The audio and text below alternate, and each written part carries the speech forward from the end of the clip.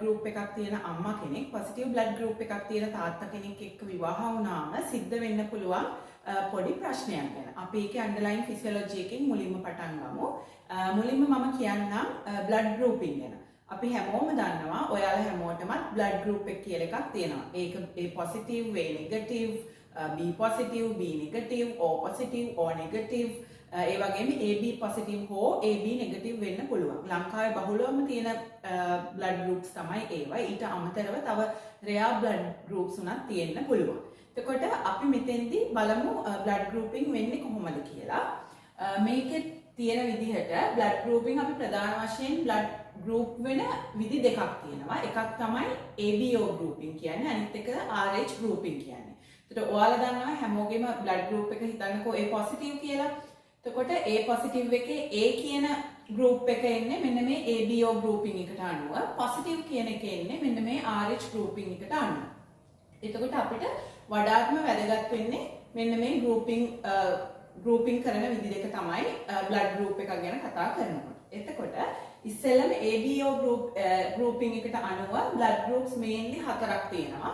A blood group, B blood group, O group and AB blood group කියලා. ඊට පස්සේ RH grouping වලට ගියාම ඒකේ positive negative කියලා groups දෙකකට බෙදෙනවා. එතකොට මේ දෙකෙන් එකතු ගත්තාම blood groups mainly වර්ග 8ක් තියෙනවා. මේ වර්ග හතරෙම positive groups 4 සහ මේ වර්ග හතරෙම negative groups 4. එතකොට අපි මේ අද කතා කරන්න යන සංසිද්ධියට වඩාත්ම වැදගත් වෙන්නේ RH grouping එක.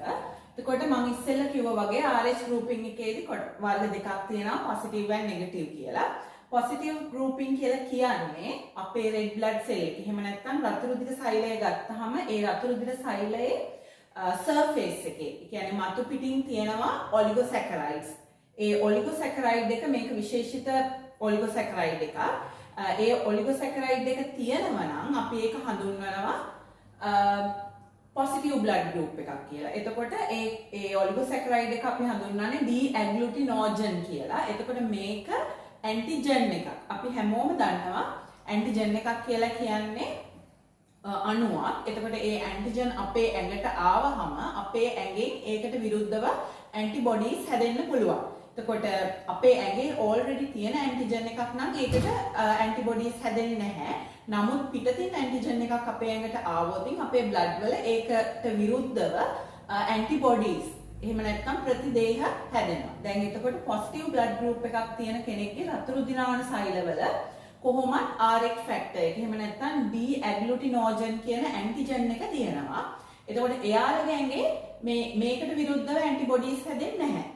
negative blood group එක තියෙන කෙනෙක් ගත්තාම එයාගේ තියෙන රතු රුධිර සෛලවල surface එකේ මෙන්න මේ positive කෙනාගේ තියෙන antigen එක නැහැ. ඒ කියන්නේ මේ oligosaccharides එක මෙයාලගේ පෘෂ්ඨීය මතු පිටේ නැහැ රතු රුධිර සෛලවල. එතකොට මොකද වෙන්නේ? මෙයාලගේ ඇඟට හදිස්සියවත් මෙන්න මේ antigen එක ආවහම මේ antigen එකට විරුද්ධව antibodies හැදෙනවා. ඒ කියන්නේ මෙයාලගේ plasma එකේ තමයි antibodies හැදෙන්නේ. ඒ කියන්නේ anti-D antibodies. ඒ කියන්නේ සමහර වෙලාවට අපි ගන්න කෑම වලින් සහ අපේ ඇඟට පිටතින් එන අණු හින්දා මේ කියන්නේ මේකේ තියෙන ව්‍යුහයට සමාන අණු හින්දා මේකට විරුද්ධව antibodies හැදෙන්න පුළුවන්. ඒත් ඒව බොහොම සුළු ප්‍රමාණයක්. හැබැයි මේ positive negative කතාවේදී සාමාන්‍යයෙන් massive exposure එකක් වෙන්න ඕන සැලකිය යුතු ප්‍රමාණයක් antibodies හැදෙන්න. ඒ කියන්නේ ඉතා විශාල positive blood වලට expose වෙන්න ඕන මෙන්න මේ antibodies මෙයාලගේ plasma එකේ හැදෙන්න. දැන් එතකොට අපි අද කතා කරන්න යන සංසිද්ධිය මෙන්න මේක හා සම්බන්ධ දෙයක්. දැන් අපි බලමු කාගේ හරි positive blood group එකක් තියෙනවා නම් මොකද වෙන්නේ කියලා. එයාගේ blood group එක positive කියලා කියන්නේ අපි හැමෝම දන්නවා අපේ ජාන ඒ කියන්නේ ඔය positive ද negative ද කියන එක තීරණය වෙන්නේ ජානවල. එතකොට ජානයක් හැදෙන්නේ ඇලීල් දෙකක් එකතු වෙලා. ඒ කියන්නේ අම්මගෙන් භාගයක් ඇවිල්ලා තාත්තගෙන් භාගයක් ඇවිල්ලා තමයි ජානයක් හැදෙන්නේ. එතකොට positive blood group එකක් තියෙන කෙනෙක්ගේ මෙන්න මේ RH factor එක භාගයක් ඒ කියන්නේ අම්මගෙන් එන්නේ positive එකක් නම් අම්මගෙන් positive එකක් ඇවිල්ලා තාත්තගෙනුත් positive එකක් ආවොත් ඒ පුද්ගලයාගේ blood group එක positive වෙන්න පුළුවන්. එහෙම නැත්නම් අම්මගෙන් positive එකක් හෝ තාත්තගෙන් positive එකක් ඇවිල්ලා ආය අම්මගෙන් නෙගටිව් එකක් හෝ තාත්තගෙන් නෙගටිව් එකක් ආවොත් ඒ පොසිටිව් එකක්ම තමයි හැදෙන්නේ. ඒ මොකද RH පොසිටිව් කියන එක තමයි ඩොමිනන්ට් වෙන්නේ මෙතෙන්දී. ඒ කියන්නේ පොසිටිව් නෙගටිව් දෙන්නෙක් හිටියොත් එළියට මතුවෙන්නේ පොසිටිව් කියන එක. ඒ නිසා කෙනෙක්ගේ බ්ලඩ් ගෲප් එක පොසිටිව් කියලා කියන්නේ එයාගේ ඇඟේ පොසිටිව්ම ඇලීල් දෙකක් තියෙන්නත් පුළුවන්. එහෙම නැත්නම් පොසිටිව් හෝ නෙගටිව් ඇලීල් එකක් තියෙන්න පුළුවන්. හැබැයි කෙනෙක්ගේ බ්ලඩ් ගෲප් එක නෙගටිව් කියලා කියන්නේ අනිවාර්යයෙන්ම එයාගේ ඇඟේ තියෙන්නේ නෙගටිව් ඇලීල් එකක්. ඒ කියන්නේ අම්මගෙන් ඇවිල්ලා තියෙනෙත් එයාට නෙගටිව් ෆැක්ටර් එක, තාත්තගෙන් ඇවිල්ලා තියෙන්නේ නෙගටිව් ෆැක්ටර් එක. එතකොට එයාගේ බ්ලඩ් ගෲප් එක නෙගටිව් බ්ලඩ් ගෲප් එකක්. මේ ප්‍රින්සිපල් එකත් ඕන වෙනවා අපිට මේක තේරුම් ගන්න යද්දී. ඊළඟට අපි බලමු මේ ප්‍රධාන අවස්ථාවන් 4. ඒ කියන්නේ අම්මා පොසිටිව් වෙලා තාත්තා පොසිටිව් වුණොත් බබා පොසිටිව් වෙන්නත් පුළුවන්, නෙගටිව් වෙන්නත් පුළුවන්.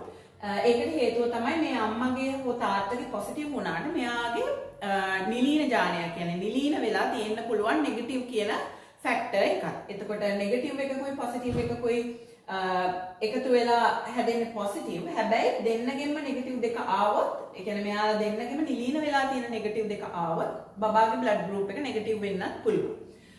ඒ වගේම අම්මා පොසිටිව් වෙලා තාත්තා නෙගටිව් වුණොත් ඒත් බබා පොසිටිව් හෝ නෙගටිව් වෙන්න පුළුවන්. ඒකට හේතුව තමයි අම්මගේ මේ පොසිටිව් එක හදිස්සියවත් අම්මගේ පොසිටිව් වුණාට එයාගේ පොසිටිව් and නෙගටිව් කියන දෙකම ඇලීල් දෙකම තියෙනවා නම් එයාගේ නෙගටිව් එක මෙතෙන්ට ගියොත් බබා නෙගටිව් වෙන්න පුළුවන්. ඊළඟට අම්මත් නෙගටිව් තාත්තත් නෙගටිව් නම් අනිවාර්යයෙන්ම බබා නෙගටිව් වෙනවා. ඒකට හේතුව තමයි නෙගටිව් නම් අනිවාර්යයෙන්ම RH නෙගටිව් විතරයි ඇලීල්ස් වලට ෆැක්ටර්ස් වලට තියෙන්නේ.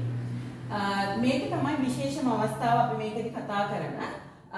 අම්මා නෙගටිව් වෙලා තාත්තා පොසිටිව් වුණොත් මොකද වෙන්නේ කියලා.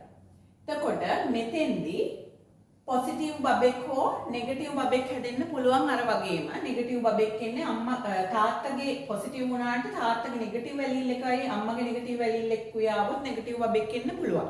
එතකොට එහෙම වුණොත් ප්‍රශ්නයක් නැහැ. ඇත්තටම මෙතෙන්දී අම්මා නෙගටිව් වෙලා බබත් නෙගටිව් වුණොත් ප්‍රශ්නයක් ඇති වෙන්නේ නැහැ. හේතුව තමයි අම්මගේ ඇඟේ මෙන්න මේ ඇන්ටිබොඩීස් හැදෙන්නේ නැහැ. මොකද බබත් නෙගටිව් හින්දා. හැබැයි මෙතෙන්දි ප්‍රශ්නේ එන්නේ අම්මා නෙගටිව් වෙලා බබා පොසිටිව් වුණොත්. අපි දැන් මේන්ලි ඒක ගැන තමයි මෙතෙන්දි කතා කරන්න යන්නේ. අම්මා නෙගටිව් වෙලා බබා පොසිටිව් වුණොත් මොකද වෙන්නේ කියලා. අපි හැමෝම දන්නවා සාමාන්‍යයෙන් අම්මා කෙනෙක්ගේ ගර්භාෂයේ බබෙක් ඉන්නකොට ඒකේ ඔක්සිජන් හරි නියුට්‍රියන්ට්ස් හරි අම්මගේ ඇඟේ තියෙන දේවල් බබාට යන්නේ ප්ලැසෙන්ටා එක හරහා. එතෙන්දී ඒ ප්ලැසෙන්ටා එකේදී අම්මගේ බබාගේ බ්ලඩ් එකට මික්ස් වීමක් සිද්ධ වෙන්නේ නැහැ. කියන්නේ එකට කවලම් වෙන්නේ නැහැ. එතෙන්දී වෙන්නේ පටකයක් හරහා අම්මගේ ඇඟේ තියෙන සමහර දේවල් බබාගේ ඇඟට යන්නේ. ඒ කියන්නේ පෝෂක ද්‍රව්‍ය තව සමහර වෙලාවට විස වුණත් ඒ තියෙන ප්ලැසෙන්ටා එක හරහා බබාගේ ඇඟට යන්න පුළුවන්. ඒ වගේම අම්මගේ ඇඟේ තියෙන ඇන්ටිබොඩීස් බබාගේ ඇඟට යන්න පුළුවන්. දැන් අපි බලමු අම්මා නෙගටිව් වෙලා බබා පොසිටිව් වෙන වෙලාවට මොකද වෙන්නේ කියලා. දැන් පළවෙනි බබා හම්බ වෙනකොට ප්‍රශ්නයක් එන්නේ නැහැ. අම්මගේ බබාගේ බ්ලඩ් මික්ස් වෙලා නැති හින්දා ප්‍රශ්නයක් නැහැ බබාට. මොකද අම්මගේ ඇඟේ මුකුත් ඇන්ටිබොඩීස් නැහැ බබාගේ ඇඟට යන්න. හැබැයි පළවෙනි බබා ඩිලිවර් කරනකොට ඩිලිවරි එකේදී ගොඩක් වෙලාවට බබාගේ අම්මගේ බ්ලඩ් මික්ස් වෙන්න පුළුවන්. ඒ කියන්නේ අර ප්ලැසෙන්ටා එක ගර්භාෂයෙන් අයින් වෙනකොට එන බ්ලීඩින් එක නිසා. ඒ වගේම සමහර ප්‍රොසීඩියර්ස් හින්දා, ඒ කියන්නේ ඇම්නියෝසෙන්ටසිස් වගේ අපි කරන ප්‍රොසීඩියර්ස් හින්දා බබාගේ බ්ලඩ් එක අම්මගේ බ්ලඩ් මික්ස් වෙන්න පුළුවන්. ඒ වෙන වෙලාවට අම්මගේ ඇඟේ හැදෙනවා මෙන්න මේ ඇන්ටිජන් එකට විරුද්ධව ඇන්ටිබොඩීස්. ඒ කියන්නේ ඇන්ටි-ඩී ඇන්ටිබොඩීස් හැදෙනවා අම්මගේ ඇඟේ පළවෙනි ප්‍රෙග්නන්සි එකේදී. එතකොට පළවෙනියට හම්බෙන බබාට කිසි ප්‍රශ්නයක් වෙන්නේ නැහැ. එයා නෝමල් විදියට හම්බ වෙනවා. හැබැයි දෙවනියට හම්බෙන බබා පොසිටිව් බබෙක් වුණොත් මොකද වෙන්නේ? අම්මගේ ඇඟේ ඕල්රෙඩි තියෙනවා. ඒ කියන්නේ හැදිච්ච ඇන්ටිබොඩීස් තියෙනවා මේ බබාගේ තියෙන පොසිටිව් RH ෆැක්ටර් එකට විරුද්ධව හැදිච්ච. එතකොට අන්න ඒ ඇන්ටිබොඩීස් ප්ලැසෙන්ටා එක හරහා බබාගේ ලේවලට යනවා. එතකොට මොකද වෙන්නේ? අර බබාගේ බ්ලඩ් කැටි ගහන්න බලනවා. කැටි ගහන්න කියන්නේ ඒවා බබාගේ බ්ලඩ් වල තියෙන රතු රුධිර සෛල විනාශ වෙන්න බලනවා. එතකොට දෙවනි බබාගේ ඉඳලා පොඩි ප්‍රශ්නයක් එනවා. හදිස්සියෙන්වත් අම්මා ඒ කියන්නේ බබාලා පළවෙනි බබාත් පොසිටිව් වෙලා දෙවෙනි බබාත් පොසිටිව් වුණා. ඉතින් දෙවෙනි බබාට මේක ඉතාමත් නරක විදිහට බලපානවා. ඒකට අපිට මොනවා හරි කරන්න දේවල් තියෙනවා. ඇත්තටම ඔව්.